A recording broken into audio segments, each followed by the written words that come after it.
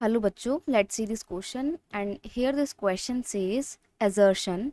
Markets do not work in a fair manner when producers are few and powerful, whereas consumer purchase in small amount and are scattered. Reason है this happen especially when large companies are producing these goods.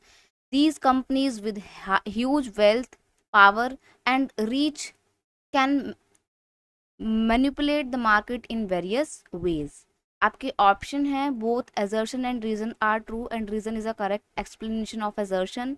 Second option है both assertion and reason are true but reason is not a correct explanation of assertion. Third option है assertion is true but reason is false and fourth option है assertion is false but reason is true.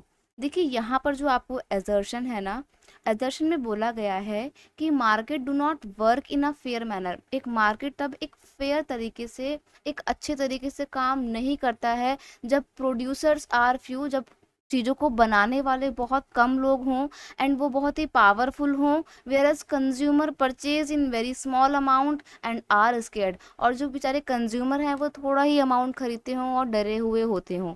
तो क्या ऐसा market fair market है? बिल्कुल नहीं है. क्यों नहीं है? क्योंकि जब तक आपके कंज्यूमर ही खुश नहीं है, वो डरे हुए हैं और जो सामान बनाने वाले लोग हैं वो एकदम पावरफुल हैं, बहुत ही थोड़े से लोग हैं, तो फिर अगर थोड़े से प्रोड्यूसर हैं तो फिर तो वो मनमानी कीमत पे सामानों को बेचेंगे. यही कारण है कि कंज्यूमर स्मॉल अमाउंट्स में खरीदते हैं और डरे हुए रहते हैं. तो ये एक फेयर मार्केट नहीं है. यहाँ पर जो स्टेटमेंट दी हुई है assertion की, ये बिल्कुल सही है. रीजन दिया हुआ है this happen specially when large companies are producing these goods.